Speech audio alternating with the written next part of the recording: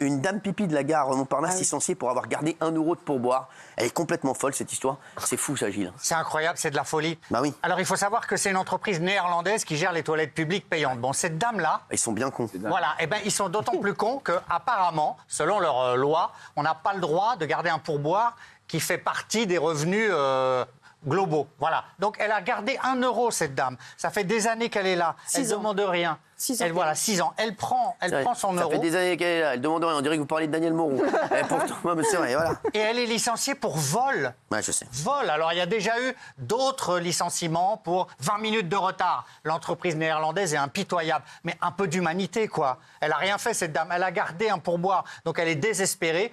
Tout le monde espère que l'entreprise va revenir sur cette procédure inique. Mais ce n'est pas sûr. Pour le moment, elle est licenciée. Même nos toilettes, c'est plus C'est incroyable. Même nos toilettes, c'est plus à nous. Tu te rends compte ? Dans une gare en France, les toilettes, c'est même plus à nous, c'est une société néerlandaise. Néerlandaise, il n'y a même nos toilettes, on que n'arrive Dave pas. qui a doit aller pisser. C'est incroyable. Mais je te le dis, mais je te dis, tu sors ta tulipe, on te la coupe. Merci. Et déjà, c'est dingue qu'une société étrangère exploite des chiottes C'est françaises. ce qu'il vient de dire. Et moi, écoute ce qu'on dit un peu là. Non mais sans rigoler, mais t'es une nullité. Mais non, mais c'est pas possible sans rigoler. On parlera de Kenji Girac et de la femme de Kenji Girac qui est sortie du silence dans un instant. Pour le moment, Michel, une adolescente de 16 ans, violée sous des caméras de surveillance. Le suspect de 33 ans remis en liberté. C'est quoi cette affaire encore ? C'est encore une histoire de fou. Ouais. Ça s'est passé dimanche soir à Perpignan. 4 jeunes filles de 16 ans, des copines de lycée, font ce qu'on appelle une soirée pyjama. Elles se retrouvent au domicile des parents d'une d'elles qui était absente ce soir-là. Et elles font une petite fête entre elles. Elles consomment un peu d'alcool, elles inhalent un peu de poppers. On a une adolescente de 16 ans qui, à un moment, vers 23h, se sent pas bien. Elle a besoin de prendre l'air, donc elle descend, elle sort un petit peu dans la rue. Et là, elle est abordée par un homme plus âgé qu'elle. On saura par la suite qu'il a 33 ans. Il l'aborde dans un premier temps, il l'agresse, puis finalement il la viole avant de prendre la fuite. La pauvre gamine remonte chez ses copines, en larmes évidemment, raconte ce qui s'est passé, appelle la police et coup de chance, il y a de la vidéosurveillance et la scène a été filmée par les caméras de la ville. Le type était connu, il a été immédiatement identifié, ils l'ont interpellé. Le lendemain, à 14h30, ils l'ont placé en garde à vue. Je ne sais pas s'il a reconnu les faits, mais en tout cas, comme on l'a en direct live, si je puis me permettre l'expression, il a été donc mis en examen pour viol et agression. Il était alcoolisé, je précise, au moment de son interpellation. Et alors là où les choses se compliquent, c'est qu'il va être déféré devant le parquet, enfin le procureur de la République de Perpignan, qui réclame, non seulement, enfin il est mis en examen, mais le procureur de la République réclame qu'il soit incarcéré. Et vous savez que la procédure veut qu'il y ait un JLD, le juge de la liberté et de la détention, qui tranche sur ce point.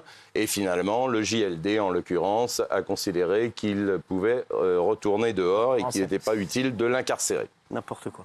Incroyable. La Russie libère un cannibale pour l'envoyer au front en Ukraine. Gilles, c'est un truc de fou, ça, encore aussi. C'est un cannibale. Alors, il avait pris le cœur de quelqu'un, il l'a fait frire avec des légumes et il l'a mangé, le cannibale. Ah oui, c'est un cannibale très dangereux. Il l'a filmé. J'espère qu'il fera jamais Top Chef, ce connard.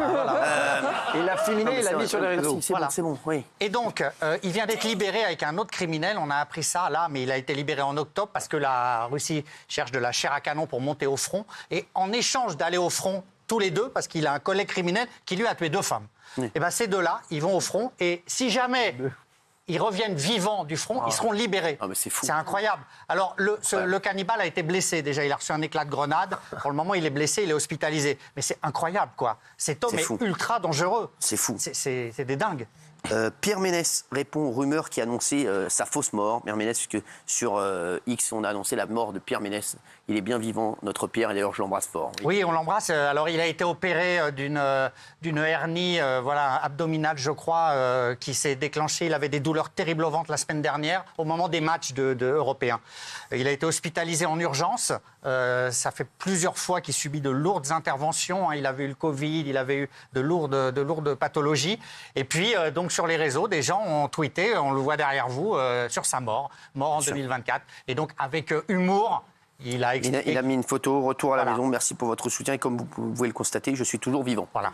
Exactement. Donc ça, c'est fou, ça, quand même. C'est incroyable, c'est incroyable. À chaque fois, imaginez pour sa famille, enfin, c'est incroyable. Heureusement, il va mieux. On va parler de l'affaire Mathis aussi, message haineux contre le papa, encore. Qu'est-ce qui s'est passé encore sur ces messages? C'est une affaire qui continue à faire du bruit depuis que le père, Christophe Marchais, le papa de Mathis, a lancé un appel au calme et a demandé surtout pas de récupération politique. Il se fait agonir de messages de haine sur ses comptes. Il reçoit des messages dans le genre « Votre fils s'est fait assassiner et vous demandez qu'on publie des loutres ». Il fait allusion à des loutres lors de la marche blanche. Les proches de Mathis portaient un t-shirt avec une loutre parce que c'était son surnom. Voilà. Donc honte à vous. C'est-à-dire que cet homme a perdu son fils dans des conditions qu'on connaît, qui sont épouvantables, et il y a des imbéciles qui se permettent de lui dire « honte à vous ». C'est incompréhensible en réalité. L'acharnement que mettent ces gens sur les réseaux sociaux à essayer de détruire encore un petit peu plus cet homme qui souffre et continuera sans doute à souffrir très longtemps. On va parler de l'affaire Naël, puisque dans le gros dossier, je voulais aussi vous parler de la reconstitution de la mort de Naël, organisée ce week-end. Qu'est-ce qui s'est passé? Quelles sont les conclusions? Alors les conclusions, c'est 25. On a réglé 25 secondes. C'est le temps entre le moment où les policiers mettent pied à terre après la course-poursuite et le moment du coup de feu. 25 secondes.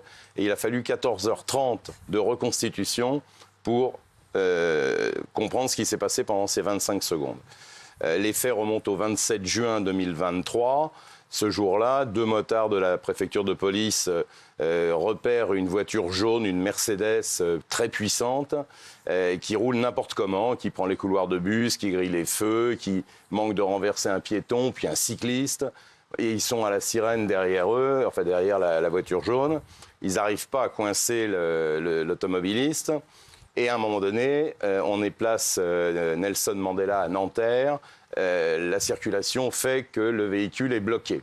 Donc les policiers mettent pied à terre et 25 secondes plus tard, donc, il y aura un coup de feu.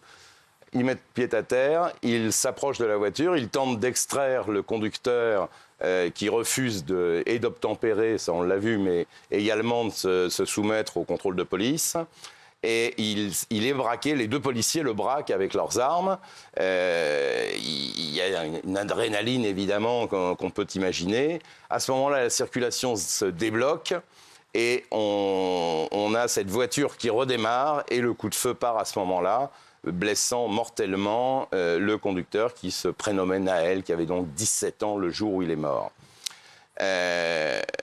Le policier a été mis en examen parce qu'il s'agissait, pour la justice, d'un homicide volontaire.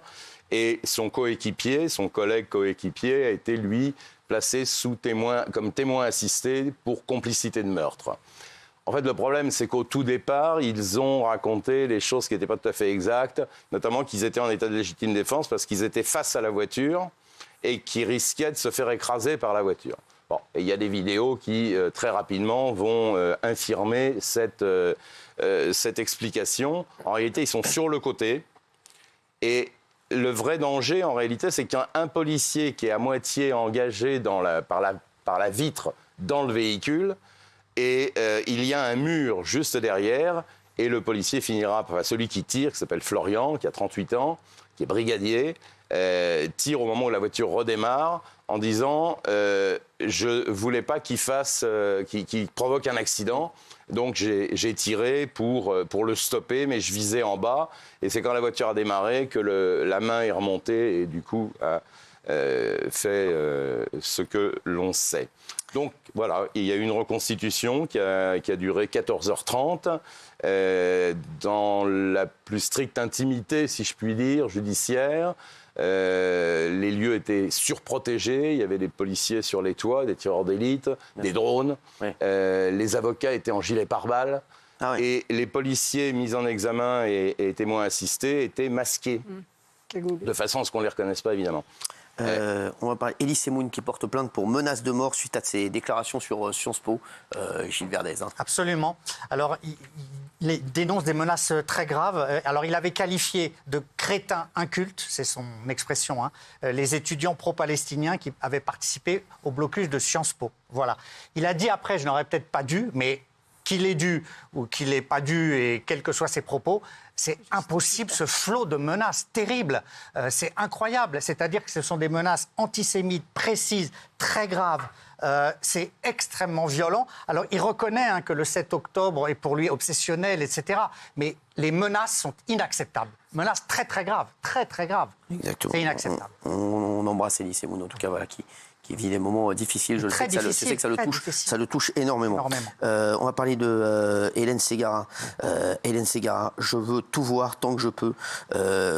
Bouleversant témoignage d'Hélène Ségara au sujet de sa maladie. Hein.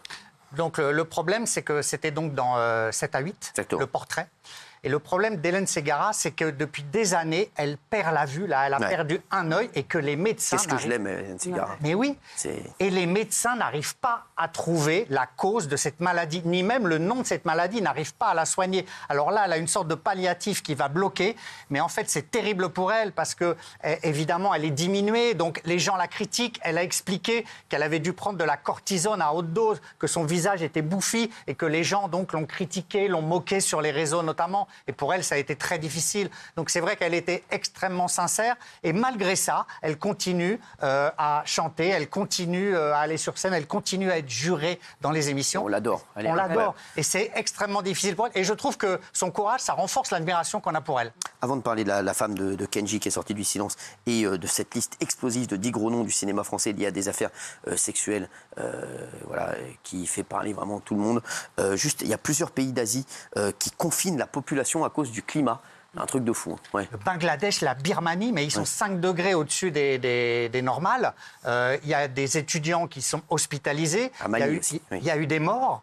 C'est terrible. Alors, je ne savais pas, j'ai appris que donc l'Asie était le continent le plus frappé par le dérèglement climatique. Je ne savais pas. Et donc, du coup, comme il fait chaud là-bas, à ces températures-là, les gens tombent partout, quoi. Au Bangladesh, notamment, qui est un pays très pauvre, c'est terrible. Aux Philippines, en Birmanie, dans toutes les villes de Birmanie, plusieurs villes à plus de 40 degrés. Oui, merci. Plus de 40 degrés, absolument. Merci.